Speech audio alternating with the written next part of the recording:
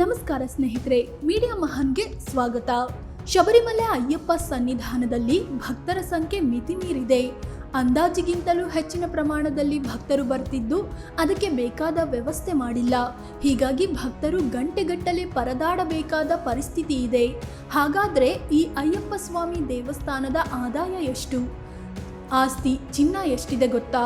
ವಿಜಯ್ ಮಲ್ಯ ಕೊಟ್ಟ ಚಿನ್ನದ ಕಾಣಿಕೆ ಬಗ್ಗೆ ಗೊತ್ತಾ? ಆಡಳಿತ ನೋಡಿಕೊಳ್ಳೋದು ಯಾರು? ಎಲ್ಲವನ್ನು ಈ ವಿಡಿಯೋದಲ್ಲಿ ಹೇಳ್ತೀವಿ. ಅದಕ್ಕೂ ಮುನ್ನ ನೀವಿನ್ನೂ ನಮ್ಮ ಚಾನಲ್ಗೆ ಸಬ್ಸ್ಕ್ರೈಬ್ ಆಗಿಲ್ಲ ಅಂದರೆ ಈಗಲೇ ಆಗಿ ಪಕ್ಕದ ಬೆಲ್ ಐಕಾನ್ ಮೇಲೆ ಕ್ಲಿಕ್ ಮಾಡಿ. ಶಬರಿಮಲೆ ಅಯ್ಯಪ್ಪ ಆದಾಯ ಎಷ್ಟು? ಶಬರಿಮಲೆ ಅಯ್ಯಪ್ಪ ದೇವಸ್ಥಾನ ವರ್ಷವಿಡೀ ಓಪನ್ ಇರೋದಿಲ್ಲ. ಮಂಡಲ ಪೂಜೆ, ಮಕರ ವಿಲಕ್ಕು ಟೈಮಲ್ಲಿ ಒಟ್ಟಾರೆಯಾಗಿ 4 ತಿಂಗಳು ಓಪನ್ ಇರುತ್ತೆ. ಈ ಅವಧಿಯಲ್ಲಿ ಇಲ್ಲಿ ಭಾರೀ ಪ್ರಮಾಣದಲ್ಲಿ ಭಕ್ತರು ಹರಿದು ಬರ್ತಾರೆ. ಕೆಲವೇ ದಿನಗಳು ಓಪನ್ ಇದ್ರೂ ದೇವಸ್ಥಾನ ಪ್ರತಿ ವರ್ಷ ನೂರಾರು ಕೋಟಿ ರೂಪಾಯಿ ಸಂಪಾದಿಸುತ್ತೆ. 2024-25ನೇ ಸಾಲಿನಲ್ಲಿ ಅಯ್ಯಪ್ಪ ಸ್ವಾಮಿ ದೇವಸ್ಥಾನಕ್ಕೆ 440 ಕೋಟಿ ರೂಪಾಯಿ ಆದಾಯ ಹರಿದು ಬಂದಿತ್ತು. ಡೊನೇಷನ್, ಕಾಣಿಕೆ ಡಬ್ಬಿಯ ಮೂಲಕ ಸಂಗ್ರಹವಾದ ದೇಣಿಗೆಯಿಂದ ಕೋಟಿಗಟ್ಟಲೆ ದುಡ್ಡು ಬರುತ್ತೆ. ಜೊತೆಗೆ ಇಲ್ಲಿಗೆ ಬರೋ ಪ್ರತಿಯೊಬ್ಬ ಭಕ್ತರು ಪ್ರಸಾದ ಖರೀದಿಸದೆ ಹೋಗೋದಿಲ್ಲ. ಇಲ್ಲಿ ಪಾಯಸ ಮತ್ತು ಅಪ್ಪಂ ಅನ್ನೋ ಪ್ರಸಾದ ನೀಡಲಾಗುತ್ತೆ. ಇದು ದೊಡ್ಡ ಮಟ್ಟದಲ್ಲಿ ಸೇಲ್ ಆಗಿ ಕೋಟ್ಯಾಂತರ ರೂಪಾಯಿ ಆದಾಯ ಸಂಗ್ರಹವಾಗುತ್ತೆ. ಇನ್ನು ಕೆಲ ವಸ್ತುಗಳ ಹರಾಜಿನ ಮೂಲಕವೂ ದುಡ್ಡು ಹರಿದು ಬರುತ್ತೆ. ಅಯ್ಯಪ್ಪ ಸ್ವಾಮಿಯ ಚಿನ್ನ ಎಷ್ಟಿದೆ? ಅಯ್ಯಪ್ಪ ಸ್ವಾಮಿ ದೇವಸ್ಥಾನ ಚಿನ್ನದಿಂದಲೇ ಹೆಸರುವಾಸಿಯಾಗಿದೆ. ದೇವಸ್ಥಾನದ ಮೇಲ್ಚಾವಣಿ ಮೇಲೆ ಚಿನ್ನದ ಪಟ್ಟಿ ಇದೆ. ಅದೇ ದ್ವಾರಪಾಲಕರ ವಿಗ್ರಹ ಕೂಡ ಚಿನ್ನದ ಪ್ಲೇಟ್ನಿಂದ ಕವರ್ ಮಾಡಲ್ಪಟ್ಟಿದೆ. ಅಂದರೆ ಪ್ಯೂರ್ ಗೋಲ್ಡ್ ಅಲ್ಲ, ತಾಮ್ರ ಮಿಶ್ರಿತ ಚಿನ್ನ. ಅಯ್ಯಪ್ಪ ಸ್ವಾಮಿಯ ಮೇನ್ ವಿಗ್ರಹ ಚಿನ್ನ ಸೇರಿದಂತೆ 5 ಲೋಹಗಳಿರೋ ಪಂಚಲೋಹಗಳಿಂದ ಕೂಡಿದೆ. ಮೆಟ್ಟಿಲುಗಳನ್ನು ಕೂಡ ಪಂಚಲೋಹದ ಪ್ಲೇಟ್ಗಳಿಂದ ಕವರ್ ಮಾಡಲಾಗಿದೆ.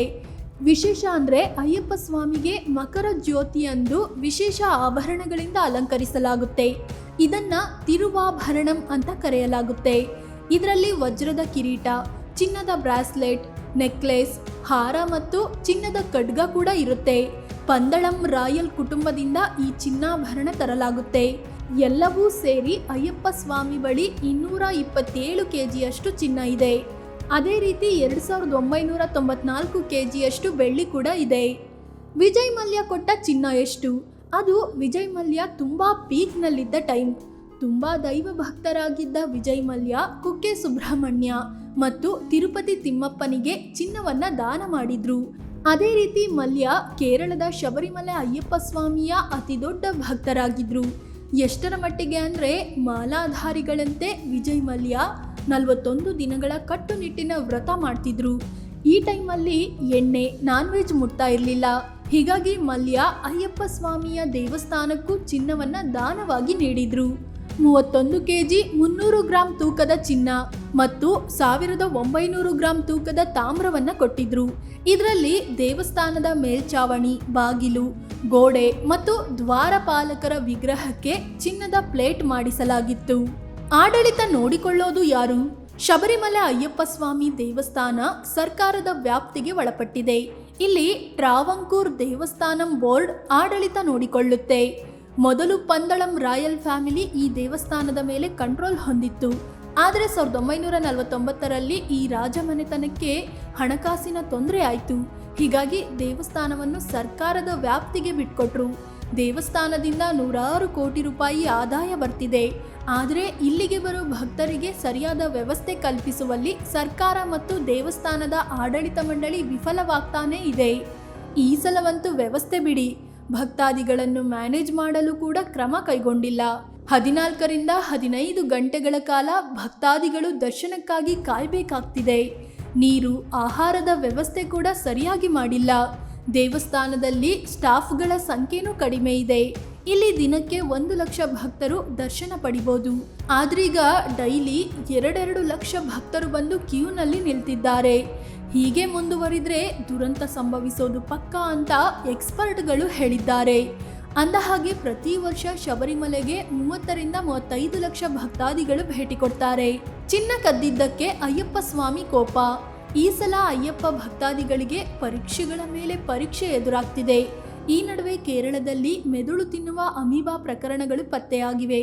ಇವುಗಳು ಕೆರೆ ಅಥವಾ ನಿಂತ ನೀರಿನಲ್ಲಿ ಇರುತ್ತೆ. ಈ ಸೂಕ್ಷ್ಮ ಜೀವಿ ನೀರಿನ ಮೂಲಕ ಮೂಗು ಪ್ರವೇಶಿಸಿದ್ರೆ ಅಲ್ಲಿಂದ ಮೆದುಳಿಗೆ ಬಂದು ಕಾಡುತ್ತೆ. ಹೀಗಾಗಿ ಅಯ್ಯಪ್ಪ ಭಕ್ತರು ಸ್ನಾನ ಮಾಡುವಾಗ ಮೂಗು ಮುಚ್ಚಿ ಜಾಗ್ರತೆ ವಹಿಸಿ ಅಂತ ಕೇರಳ ಸರ್ಕಾರ ಹೇಳಿತ್ತು. ಅದರ ಬೆನ್ನಲ್ಲೇ ಅಯ್ಯಪ್ಪ ಸನ್ನಿಧಾನ ಈ ಸಲ ಭಾರಿ ಅವ್ಯವಸ್ಥೆಯಿಂದ ಕೂಡಿದೆ. ಲಕ್ಷಾಂತರ ಭಕ್ತರು ಸೇರಿದ್ದು ಯಾವುದೇ ವ್ಯವಸ್ಥೆ ಇಲ್ಲ. ದೊಡ್ಡ ದುರಂತ ಸಂಭವಿಸೋ ಲಕ್ಷಣ ಕಾಣಿಸ್ತಿದೆ ಅಂತ ತಜ್ಞರು ಎಚ್ಚರಿಸ್ತಿದ್ದಾರೆ. ಹಾಗಾದ್ರೆ ಇವೆಲ್ಲದರ ಹಿಂದೆ ಅಯ್ಯಪ್ಪ ಸ್ವಾಮಿಯ ಕೋಪ ಇದೆಯಾ ಅನ್ನೋ ಪ್ರಶ್ನೆ ಮೂಡುತ್ತೆ. ಕೋಪ ಯಾಕೆ ಅಂತ ಹೇಳ್ತೀವಿ ನೋಡಿ. ಅಯ್ಯಪ್ಪ ಸ್ವಾಮಿಯ ದೇಗುಲದಲ್ಲಿ 2 ದ್ವಾರಪಾಲಕರ ಮೂರ್ತಿಗಳಿವೆ. ಅದಕ್ಕೆ ಚಿನ್ನದ ಕವಚ ಅಳವಡಿಸಲಾಗಿತ್ತು. 2019ರಲ್ಲಿ ಪಾಲಿಶ್ ಮತ್ತು ರಿಪೇರಿಗೆ ಅಂತ ಚಿನ್ನದ ಕವಚಗಳನ್ನು ತೆಗೆಯಲಾಗಿತ್ತು. ಆಗ ಅದರ ತೂಕ 42.8 kg ಇತ್ತು. ಚೆನ್ನೈನ ಸ್ಮಾರ್ಟ್ ಕ್ರಿಯೇಷನ್ಸ್ ಅನ್ನೋ ಖಾಸಗಿ ಸಂಸ್ಥೆಗೆ ಕಳುಹಿಸಿ ರಿಪೇರಿ, ಪಾಲಿಶ್ ಕೆಲಸ ಮಾಡಿಸಲಾಗಿತ್ತು. ಆ ಕೆಲಸಕ್ಕೆ ಸಂಸ್ಥೆ 40 ವರ್ಷ ವಾರಂಟಿ ಕೂಡ ಕೊಟ್ಟಿತ್ತು. ಆದರೆ ಈ ವರ್ಷ ಸೆಪ್ಟೆಂಬರ್ನಲ್ಲಿ ಮತ್ತೆ ಅದೇ ದ್ವಾರಪಾಲಕರ ಮೂರ್ತಿಯ ಚಿನ್ನದ ಪ್ಲೇಟನ್ನು ಮತ್ತೆ ರಿಪೇರಿಗೆ ಅಂತ ಚೆನ್ನೈನ ಅದೇ ಕಂಪನಿಗೆ ಕಳುಹಿಸಲಾಯಿತು. ಆಗ ಶಬರಿಮಲೆಯ ಸ್ಪೆಷಲ್ ಕಮಿಷನರ್ ಆರ್ ಜಯಕೃಷ್ಣನ್ ಈ ಬಗ್ಗೆ ಕೋರ್ಟ್ಗೆ ಮಾಹಿತಿ ನೀಡಿದ್ರು. ಆಗ ಹೈಕೋರ್ಟ್ಗೆ ಅನುಮಾನ ಬಂತು. 6 ವರ್ಷಗಳಲ್ಲಿ ಮತ್ತೆ ರಿಪೇರಿಗೆ ಕಳುಹಿಸಿದ್ದು ಯಾಕೆ? ದೇವಸ್ಥಾನದಲ್ಲೇ ರಿಪೇರಿ ಮಾಡ್ಬೋದು ಅಂತಾದರೆ ಚೆನ್ನೈಗೆ ಕಳುಹಿಸಿದ್ದು ಯಾಕೆ ಅಂತ ಕ್ಲಾಸ್ ತಗೊಳ್ತು. ಜೊತೆಗೆ ದೇವಸ್ಥಾನದ ಚಿನ್ನದ ವಸ್ತುಗಳನ್ನು ಪರಿಶೀಲಿಸುವಂತೆ ಸೂಚಿಸಿತು. ತೂಕ ಮಾಡಿದಾಗ ದ್ವಾರಪಾಲಕರ ಚಿನ್ನದ ಕವಚದ ತೂಕ 4.5 kgಯಷ್ಟು ಕಡಿಮೆ ಇರೋದು ಗೊತ್ತಾಗಿದೆ. ಇದು ಅಂತಾರಾಷ್ಟ್ರೀಯ ಮಟ್ಟದಲ್ಲಿ ಸುದ್ದಿಯಾಯಿತು. ಇದರ ಬೆನ್ನಲ್ಲೇ ಕೇರಳ ಹೈಕೋರ್ಟ್ ವಿಶೇಷ ತನಿಖಾ ದಳ ರಚಿಸಿ ತನಿಖೆ ನಡೆಸುವಂತೆ ಆದೇಶ ಕೊಟ್ಟಿದೆ. ಈ ಸಂಬಂಧ ಈಗಾಗಲೇ ಹಲವರು ಅರೆಸ್ಟ್ ಆಗಿದ್ದು, ವಿವಿಧ ಕಡೆಗಳಿಂದ ಒಂದಷ್ಟು ಚಿನ್ನವನ್ನು ಕೂಡ ವಶಕ್ಕೆ ಪಡೆಯಲಾಗಿದೆ. ಅದರಲ್ಲೂ ಬಳ್ಳಾರಿಯ ಜ್ಯುವೆಲರಿ ಉದ್ಯಮಿ ಬಳಿ 400 ಗ್ರಾಂ ತೂಕದ ಚಿನ್ನ ತಗೊಂಡು ಹೋಗಿದೆ SIT. ಕೇಸ್ ಸಂಬಂಧ ತನಿಖೆ ನಡೀತಿದ್ದು ಇನ್ನೂ ಕಂಪ್ಲೀಟ್ ಚಿತ್ರಣ ಹೊರಬಂದಿಲ್ಲ. ಫ್ರೆಂಡ್ಸ್, ಇದು ಶಬರಿಮಲೆ ಅಯ್ಯಪ್ಪ ಸ್ವಾಮಿಯ ಕೆಲವೊಂದು ಅಂಶಗಳನ್ನು ನಿಮ್ಮ ಮುಂದಿಡುವ ಪ್ರಯತ್ನ. ಅಯ್ಯಪ್ಪನ ದರ್ಶನಕ್ಕೆ ಹೋದ ಪ್ರತಿಯೊಬ್ಬ ಸ್ವಾಮಿಗಳು ಆರಾಮಾಗಿ ಯಾವುದೇ ಕಷ್ಟವಿಲ್ಲದೆ ವಾಪಸ್ ಬರಲಿ ಅನ್ನೋದು ನಮ್ಮ ಆಶಯ. ಈ ಬಗ್ಗೆ ನಿಮಗೇನು ಅನಿಸುತ್ತೆ ಅಂತ ಕಾಮೆಂಟ್ ಮಾಡಿ ಹೇಳಿ. ಅದೇ ರೀತಿ ನೀವಿನ್ನೂ ನಮ್ಮ ಚಾನಲ್ಗೆ ಸಬ್ಸ್ಕ್ರೈಬ್ ಆಗಿಲ್ಲ ಅಂದರೆ ಈಗಲೇ ಆಗಿ ಪಕ್ಕದ ಬೆಲ್ ಐಕಾನ್ ಮೇಲೆ ಕ್ಲಿಕ್ ಮಾಡಿ. ಧನ್ಯವಾದ.